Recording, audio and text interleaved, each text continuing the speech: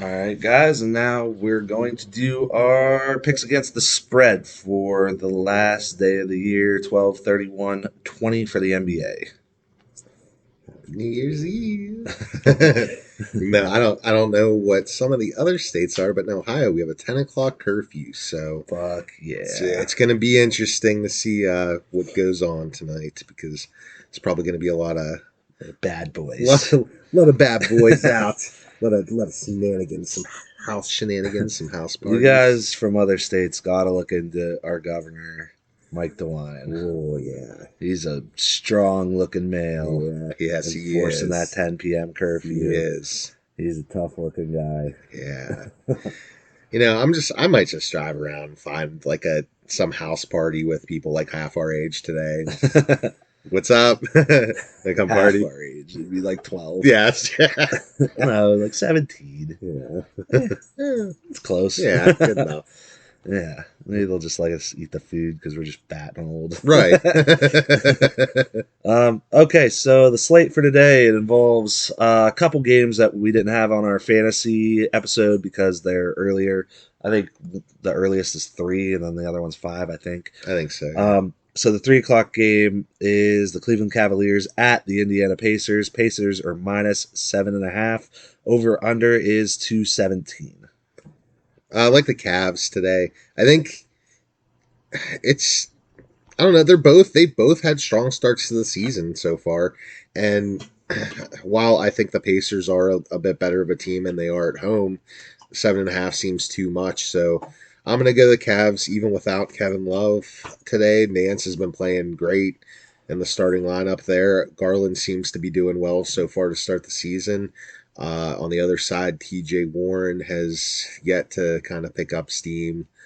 So I'm gonna take TJ Warren with me today. He could eat the food. Ruby has a loofah. Oh my god. These animals are still at it. It's ridiculous. Walking in a dungeon. Yeah, Cavs. Cavs is the pick today. Yeah, I mean, we didn't really think either of these teams were going to be too great. The Pacers better than the Cavs, but I don't know, 7.5. That's a lot for two teams that aren't separated by much at this point, at least. So, they match up fairly decent. I mean, the Pacers are a little better defensively. Cavs probably close to as good offensively. Yeah. So, they match up pretty well. 7.5 seems like a lot of points. Not a great play for us today, but I'll take the Cavs 7.5. Right. Next game, the 5 o'clock game, I believe, is the Chicago Bulls at the Washington Wizards. Wizards are -5.5. The over/under is 234.5. So the game that they played 2 days ago, I came here and told you that I thought the Wizards were going to blow them out. Well, they got their shit pushed in.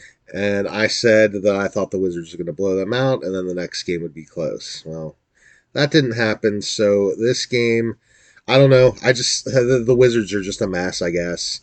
So I'm going to take the Bulls with that, getting that 5.5. I don't like it a ton. Maybe the Wizards pick up their first win of the season, but I don't think it's going to be by very many. So I'll take the Bulls in that matchup. Yeah, I mean, something to watch here is the marketing is the game time decisions looking like he might not play. That is a factor. But gauged off of what happened the other day, I mean, there's a lot of cute reasons you could go ahead and take the Wizards and think they cover that 5.5. But I think smart money would probably be to just bet the Bulls plus the 5.5 based off what just happened. But not a favorite play of ours, but Bulls 5.5. Next up, you got the 76ers are -3 at the Orlando Magic. Over under is 218.5. We talked about this game before we even did our fantasy, actually, even though this wasn't involved in it. So basically, we went through the matchups, and it's a fairly even matchup, which is weird. You look at especially over the last 10 years, whatever. Well, not 10 years, I guess like 2 years. You look at the Yeah. 76ers and the Magic, and you think, oh, 76ers. Well, they were similar before that too because they both sucked. No, that's true. Yeah, that's true. So when you break it down, though, the Magic are undefeated. They did end up covering the other day, and they are at home getting 3. So when you look at two similar teams on paper, the home team's getting 3. I'm gonna take it. Yeah. Yeah. and I think still the public will be on the side. I haven't looked at the splits, but I'm sure the public will still be on the 76ers I'm just out sure. of name I'm recognition. sure. And I think it really is name recognition is the reason that the 76ers are -3. I mean, they were getting their asses beat by the Raptors, and they came back and they won that game. I Fine. did. Good for you. But now, the Magic, they're a gritty team. They're a tough team. They're not going to let a lead slip away if they get it. And you do have the little bit of revenge factor for Markel Fultz. He'll be playing with a little extra firepower. So, interesting game. On paper, it should not be the visiting team -3. So Right. we're going to take the Magic +3. Um, and also, we were just kind of talking about it with the Raptors because they're playing in Tampa Bay. Um, I would like to think that Doc Rivers isn't a coach that would let his guys, but I mean, he is kind of known Yeah. for being a player's coach and being soft. Right. Something to keep in mind when these teams go to Florida, there's no like COVID restrictions in Florida. Right. So Right. I don't know what Philadelphia's rules are up there, but Orlando's kind of an open playground. Yeah. So could be a factor for this. Who knows what those guys were doing last night? Yeah. That's true. Don't um, know kind of shenanigans. they seem like a fairly well behaved team for the most part. They do. Mike Scott. Oh shit! I don't know what Mike Scott was doing last night. He was probably at Disneyland. Guys, on Amazon, there's a Ruby. Put that loofah down. On Amazon, there's a Mike Scott candle. So yeah, Mike Scott candle. We saw. I don't know what that smells like. Well, we're gonna find out soon. Someone buy it. We're gonna buy it for sure. I wish I would. Oh man, that would have been a perfect. I should have just got Mike Scott candles for everyone for Christmas. That would have been the perfect best gift ever. I know. Stuff my stocking with Mike Scott every day. Next up, you got the Sacramento Kings at the Houston Rockets. Rockets are -5.5. The over/under is 229.5. Again, we're gonna go the underdog here with the Kings. I just like we were talking about in our previous video here with our fantasy, we dug pretty deep into this game and just talked about you have all these different matchups and stuff, but we just don't know what the Rockets are. This is the first time that they're going to play with this kind of team, and you don't know. Well, you do know where James Harden's head's at, and is not in the game. And we're talking about how disinterested he's been. So now he's not going to have the ball all the time. I don't think I would potentially take the Kings in an outright upset here, but definitely with the points. Agreed. Yeah, Kings +5.5. I mean, they've been a scrappy team this year so far. They've been surprisingly decent. The Rockets, that 5.5 seems like a lot of love for them just for what they've been the last few years. But I think now that everybody's back, you're going to see how bad James Harden wants out of that fucking team. Right. So until they really play together, and it is a good roster if he was interested, but until they really shape up and play together, I gotta see it before I'm laying that many points. So yeah, we went Kings +5.5. Our next 3 games are going to be locks for you. So the first one is the New York Knicks at the Toronto Raptors. Raptors are -9. Over/under is 215.5. Now we got a favorite. The Toronto Raptors, the Tampa Bay Raptors. So 9 points, don't think is enough. The Raptors should blow the doors off that team. They don't have a win yet, right? They still haven't won yet. The Knicks? The Raptors. Oh, the Raptors. No, Yeah. they lost to the Sixers. Yeah. So the Raptors don't have a win yet, and they have all the pieces there to contend with any little bit that the Knicks have. But the Knicks are without most of their guards. They're Their without backcourt is just it's demolished. It's demolished. So they have 2 guards to speak of at all that are going to have to play most of the game, in Peyton and Bullock, and you're talking a team that's undermatched to begin with. So this game's going to be a massacre. It'll probably be a 20 to 25 point game at the half. yeah. So Raptors all the way, -9. Even though they don't have a win and the Knicks have 2, it's an easy pick for the Raptors. Lock it up. Yeah, definitely Raptors -9. The Tampa Bay factor, we kind of talked about it. And even though New York is probably a city I would assume is pretty locked down with COVID, Tibbs would beat those young players' asses if they went out of line. So I don't think the Tampa Bay factor will play into No, he'd pull a Mike Leach and start locking them in it, putting them in closets. closets. Yeah. Yeah. So Raptors -9, lock it up even without the Tampa Bay effect. So our next lock is another favorite: Pelicans -5.5 at Oklahoma City Thunder. Over under is 215. If you watched our previous video about our daily fantasy, we talked about how this is a matchup nightmare for the Thunder. They have nobody to match up against Zion. They have nobody to match up against Ingram. Your best defenders on the team are all guards, and they're not going to be big enough. You got Diallo, Shea, and Dort, and they're not going to be big enough at all to guard Ingram, let alone Zion.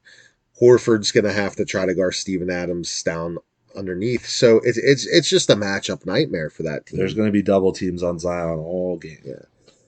Pelicans -5.5. It's tricky when you look at it on paper and you say, okay, that Pelicans team just got blown out. They're 2-2. The -5.5 on the road. But when you really look at the matchups, they don't have the Thunder have nothing to compete with the Pelicans and to cover them. And if the Thunder do make that game competitive, I would like to see how it happened because it's a hell of a coaching job. Yeah. I mean, the Thunder have been scrappy this year. I think a lot of that comes from because on paper they look terrible. I mean, Right, right. but I think a lot of that comes from those guys. They got, most of them got the playoff experience last Mm-hmm. year, and they played with Chris Paul, and they way overperformed last year. And they've started off this year scrappy, but I think once reality starts setting in that they're not all that good, and they start getting their ass beat by some of these teams, you're going to start seeing that magic fade away a little bit. And this is one of the games where all the amount of scrappiness in the world, you just don't have the players to match up correctly here. Yeah, Pelicans -5.5, lock it up. Final game of the night: the Phoenix Suns at the Utah Jazz. Jazz are -3.5. Over under is 219.5. The Phoenix Suns basically are the Utah Jazz in 2 years. The Suns have the teams are similar. The Suns have the talent, they have the players. Basically, it's going to be getting those guys to fit into their roles, getting that team to work as one unit. They look great the other night against the Thunder or against the Pelicans. We had some we had some question marks with the chemistry even watching the game, but I mean they did come out and win by 30 or whatever it was. So they definitely the talent's definitely there. The the Jazz at this point are a much better, much more well-oiled machine. Bunch of words, a lot of words for today. Weird magic. So the Jazz, on paper, these teams are deadlocked even. I mean, the centers are even, the point guards are even, the shooting guards are even. But when it comes down to it, the Jazz have been playing together for a lot longer, and I think the Jazz pick up this game, especially at home, fairly easily. Looking at maybe a 7 to 10 point game. Yeah, agreed. The Suns, yeah, it's so weird because we were talking about while we were watching the game, and we're like, man, this team just the chemistry looks off. It doesn't look right. Something's wrong, and they're winning the game by 30, but Yeah, they're playing a shit defense. And Chris Paul's doing his thing out there. It's funny to say that a team that was on the verge and they're like a point guard away from being a legitimate playoff contender, and then they get one of the best point guards of all time. You think that instantly makes you, like a legit contender. And it might eventually here as things go on. But, imagine how hard it is to go from having like no real good point guard. And then you have to learn how to basically run an offense all over again because you have one that is neurotic about the way he runs a team. So um, they're winning games based on talent because they have a lot of talent. And right now, CP3's finding open guys. He's finding your Bridges and Jay Crowders and stuff. He's finding them for open looks, and he's doing his thing out there. But for them to be a truly, truly playoff contending team, title contending team, he's going to have to get Ayton and Booker involved because those are the other two stars. And so far, they're not there yet at doing that. The chemistry's not there yet. Booker's looked terrible. Ayton's kind of just looked like a super athletic center that is kind of doing his Right. thing, but he's not a big part of the offense. And we didn't really talk about this aspect of it, kind of putting it together. We've given Booker a lot of shit this year, and he has looked terrible. But when you really break it down, imagine you're this 19-year-old guard coming into the league and in Devin Booker, and immediately you're in charge of running the offense, and you do a great job at it. You're a shooting guard playing, basically a shooting guard playing point guard, and you're bringing the ball up the court. You're making the plays happen. You're everything. You don't have a point guard to speak of. Then you're 20, 21, and you're doing the same thing, and you're not really winning many more games, but you're getting better and better. Now all of a sudden you have a point guard and you're completely not used to it, and you're only 4 games into the season, Right. so it's gonna take an adjustment, and it's got to be tough for somebody like Booker because it's he's gonna be playing a lot more off the ball. So Right. And it's a lot of just getting used to it and getting a confidence in each other. So even though Chris Paul is known who Devin Booker is, and I'm sure even though he's young knows who DeAndre Ayton is. Fuck me up because he played with DeAndre Jordan too. oh yeah, DeAndre Ayton, even though he knows who those guys are and what they've been about, I'm sure he's excited to come to the team. But he's got to get those confidence in those guys that when they're open and he gets them the ball, they're going to do what he needs them to do, and they need to get to the spots where he's just like a LeBron. He's a cerebral player that he has a very particular game, and he needs those guys to come to it for everything to mesh. So while it's going to be good and they're going to win games and they're going to probably be a playoff team, it's going to take a while for this all to click to where they look like a legitimate title contender. So when you're playing a playoff staple over the last like 5 years or so of the Utah Jazz with just the unit that they have, um, it's probably going to be a bad game for the Suns. one more, yeah, and one more note too. It's imagine like Booker and Aiton and these guys, even your Cam Johnsons, all those guys, when they were watching Chris Paul play when they were like 12, 13 years Right. old. And now all of a sudden Chris Paul's, and then even when you guys got to the league, you've had this young roster, and but you've never really had like a vet, like a Mm-hmm. vet leader on the team. Now you have the president of the Players Association, the guy that you watched when you were like 13, and one of the biggest vet leaders of all time. And now you have him on your team taking charge. It's scary. And it could be an ego check for Booker too. I mean, you got to Yeah, think of all those big shots and big games that he had in the bubble. And it was his team and his show, and he almost took him to the playoffs, on his own back. And now you have Chris Paul coming in, and that's cool on a basketball standpoint. But at some point, you might be like, this has been my show. Like you're old right, ass Chris Paul. What the fuck, right, right. So it's going to take a minute, and they're going to win games, and they're going to be a playoff contender. And then once things really start to gel chemistry wise, might be this year, might be next year, they're going to be a dangerous team. So Yeah. just for this matchup with a team that's already been together for so long, it's not a good matchup for a team that's really trying to find their way. Um, that's our last lock and our last pick. This is our last luck. We are 4-0 on our locks this Mm-hmm. year. 12 If and you've been 9 watching, overall. 12-9 overall. So far so good. Yeah, rolling along. We got 3 more for you today, so hopefully those hit. You could find all of our locks and our picks all of our locks will be in the description of this video. All our locks and picks will be on our Twitter at 32courtvision. So that's at 32courtvision. Facebook is facebook.com/courtvision32. And then our YouTube and Podbean, where we get our podcast loaded up, they're both also, the page name is Court Vision 32. So again, all of our picks will be there. All of our fantasy stuff's listed up. So you can follow along. Hey, Happy New Year, guys. Hope you do well today. Hope we do well today, and we'll see you tomorrow.